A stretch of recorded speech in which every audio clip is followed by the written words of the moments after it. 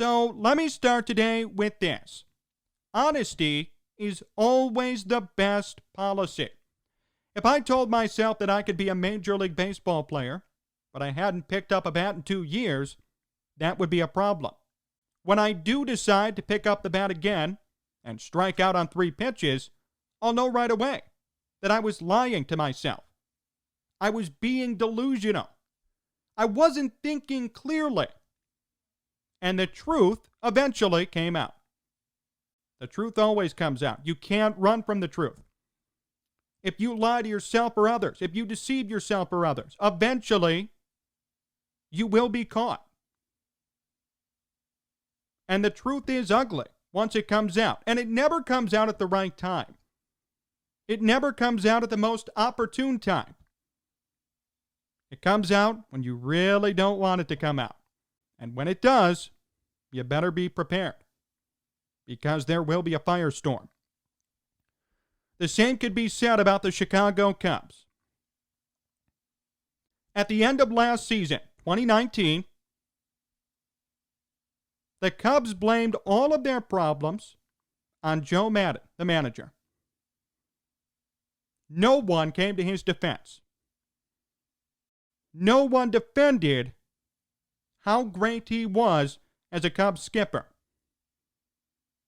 Theo and company, the fan base and company, blamed Joe Maddon on bullpen issues. They blamed him on the offense struggling. They blamed him on the back end of the starting rotation not producing. You would think those would be personnel problems. They'd be roster problems. They'd be the problems of the guy who put the roster together, not the guy who coaches the team in the game. That didn't matter. The Cubs went out on a whim and fired Joe Maddon.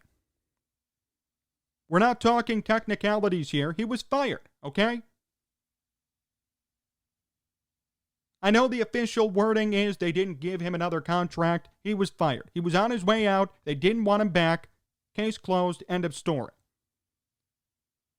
The Cubs let the best manager in the game walk away because they said it was his fault.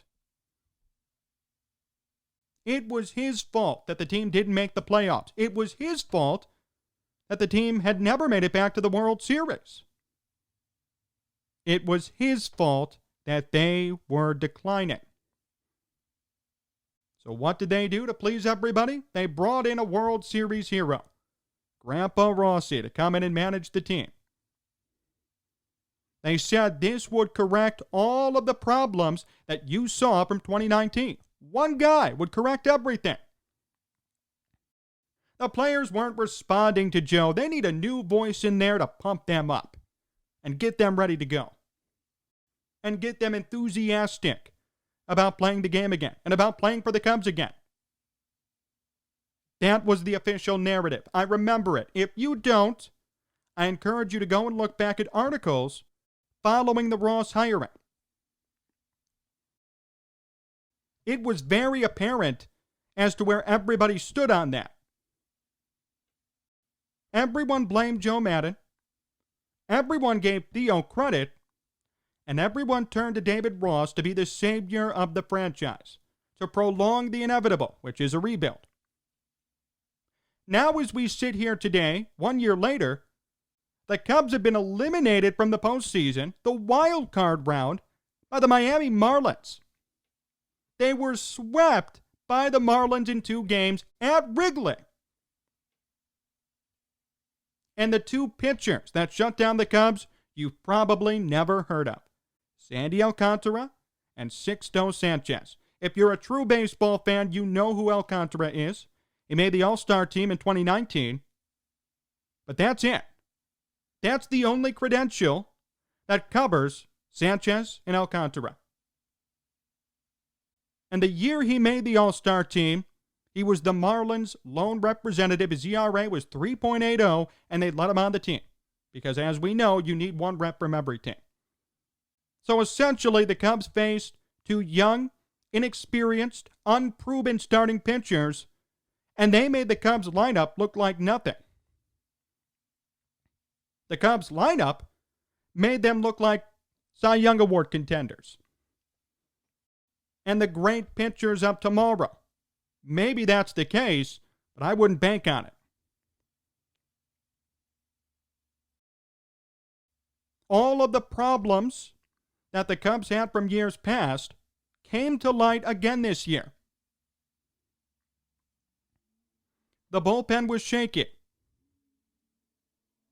The closing role shifted from guy to guy until eventually a minor league signee in Jeremy Jeffress took the reins. The back end of the rotation was atrocious. Besides Hendricks and Darvish, no one else in that rotation had an ERA under 4. Alec Mills, the number 3 starter, and whom everybody said was great after the no-hitter, had an ERA of 4.5 this year. John Lester in his last year above 5. And no one else could be consistent near the back end of the rotation. They had 2 starters. And the offense, as we all know, was horrendous. Remember last year down the stretch when the Cubs blew their lead, and it was because of the offense, and it was because of Joe Maddon and his lineup style? Take a look at this stat. This aired on ESPN. In the postseason, since winning the World Series in 2016, Baez, Bryant, and Rizzo have hit a combined 136, 19 of 140, with 51 strikeouts and 6 walks. In that game, the elimination game on Friday, they went 0 for 10 with 3 strikeouts combined. All 3 of them. Supposedly the core of this franchise. And yet everybody blamed Joe Maddon. They said it was Joe Maddon's fault that no one hit. It was Joe Maddon's fault that the back end of the rotation was inconsistent. It was Joe Maddon's fault that Craig Kimbrell couldn't perform, and the Cubs needed a new closer. I think it's safe to say that the truth has come out. No more delusion. No more deception, no more lies. We all know who's really responsible for what's happened to this team, for the demise of the Chicago Cubs. It was never Joe Maddon. It was never David Ross. It was Theo Epstein. I said it. I'm not afraid to say it. People still are afraid to say it. I don't know why. It's pretty apparent. Theo Epstein is the reason why the Cubs are now on their downfall. And by the way, this has happened historically to him. This isn't a one-time thing. In Boston, wins the World Series. 2004, they don't win another till 2013. After 2013, they become a 100-loss team. Comes to the Cubs, win a World Series, and each and every year since, they've continuously gone lower and lower and lower and lower. They haven't gotten better since the World Series. Their core has regressed significantly, which we've talked about. You could say I was being hyperbolic when I said Chris Bryant is a bust, but I'm sure after this past weekend, you're having second thoughts on what I said. Maybe in terms of accolades, he's not there yet, but you do have to admit he's done nothing since 2016. That's true. That's not a lie. Look at the numbers. Look at what he's done. He will never replicate what he did in 2016.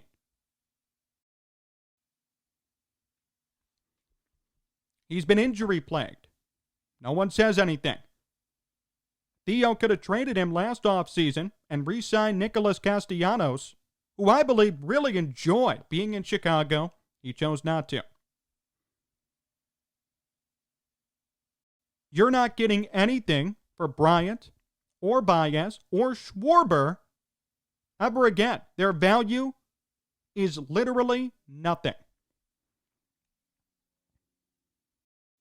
I remember when I said Schwarber was a bust. And again, people derided me People said I was crazy.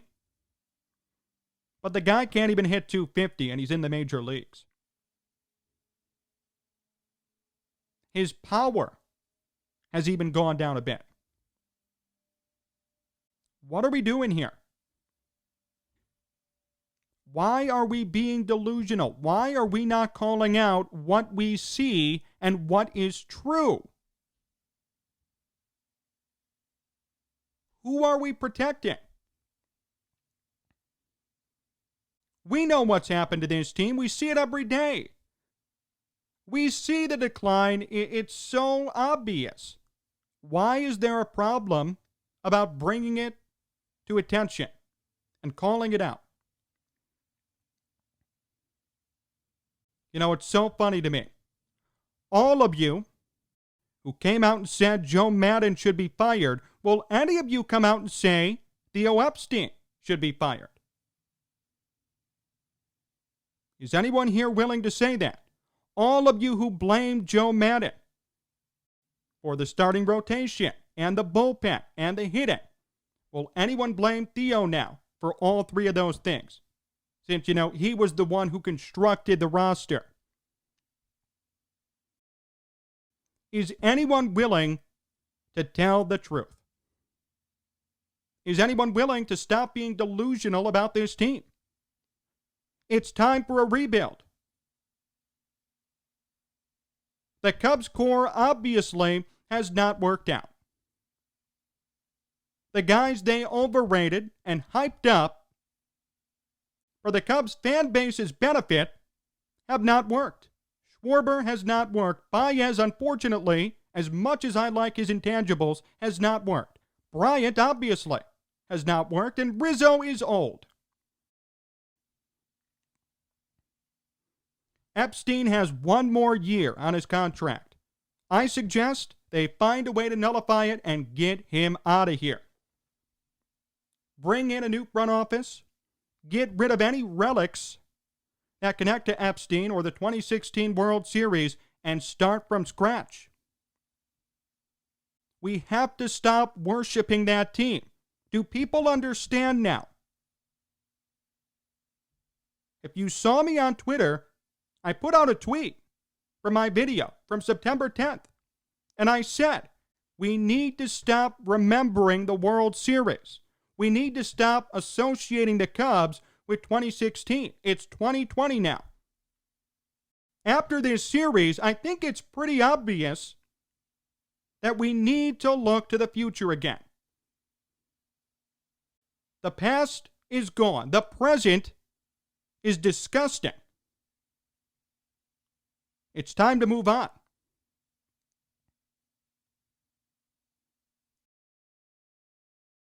They got rid of one of the best managers in the game, and they said it was his fault. When really, as we all know today, they were prolonging the inevitable. I said it at the end of last year. Time to rebuild. It's time for the Cubs to rebuild. Everyone laughed. Everyone said I was crazy. And now look where we stand today. Had they started this year and traded away Bryant, gotten some assets back, well, he was still valuable. This could be a different story. The Cubs this year could have been 500, could have had some nice prospects for Bryant, could have signed Castellanos, and next year would have been good again.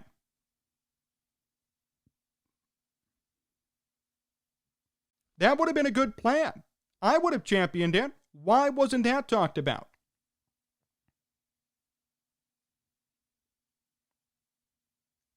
It's time to move on. It's time to move off this team. It's time to realize that everyone you thought was great, everyone who was advertised to you as great, is really nothing. The Cubs got lucky and won a World Series. Good for them. I'm not going to take that away from them. But since then, it's been utterly going downhill. And there comes a time where the truth has to outweigh delusion. For the past 3 years, delusion has outweighed the truth. Oh, they'll be back. They'll be fine. They need a new manager. They'll be fine. They need Jose Quintana. They'll be fine. But now, finally, I think, the truth is outweighing delusion. People are realizing, well, who made the moves? Theo, his fault. It's not a managerial problem. People are waking up to the fact that this team needs new management, front office management, and they need a new core. They need new players. The guys they touted, the guys they advertised, haven't worked out. And they've given them more than enough time. This isn't the NFL. It's not like Sam Darnold. We need to give him more time. He has a bad team around him. These guys have been here in most cases since 2014, 2015, 2016. They've had plenty of time. It's over. Just admit you were wrong.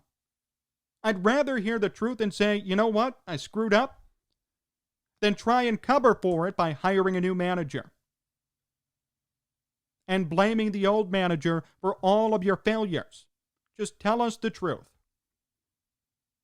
I highly recommend the Cubs start the rebuild today. Salvage whatever you can. We all know the values of Bryant, Baez, Rizzo, Schwarber. None of them are going to go back up. They're either going to stay where they are or go even lower. Salvage what you can. Have a fire sale. Bring in new management and start from scratch. If you start today, by the middle of the decade, you will be good again. If you start today, by 2025, you will be back on top. But it's a matter of admitting mistakes, admitting blame and guilt, and getting down to the nitty-gritty and rebuilding this team. No one still wants to admit anything. Everyone is mum now. Everyone is silent on the truth. I get it. It's really hard to say it's Theo's fault or it's the front office's issue. Sometimes you have to bite the bullet and tell the truth. It's necessary. It's necessary for the franchise's sake, not for their sake. We're not in the feelings business. We're in the truth business. I know it's hard to admit. I know it's hard to say to these guys who brought the team a World Series. But let's be honest. It's time to move on. It's time to rebuild. I hope the Cubs heed that advice, because if they do start today, I firmly believe they could be back by 2025. But if we continue to spew delusion and deception, and if we continue to put blame on other aspects that have nothing to do with where this team is, don't expect the Cubs to be good anytime soon. More to come here on Sports Talk Chicago. My interview with Coach Amy Reifert comes up next, so stay tuned.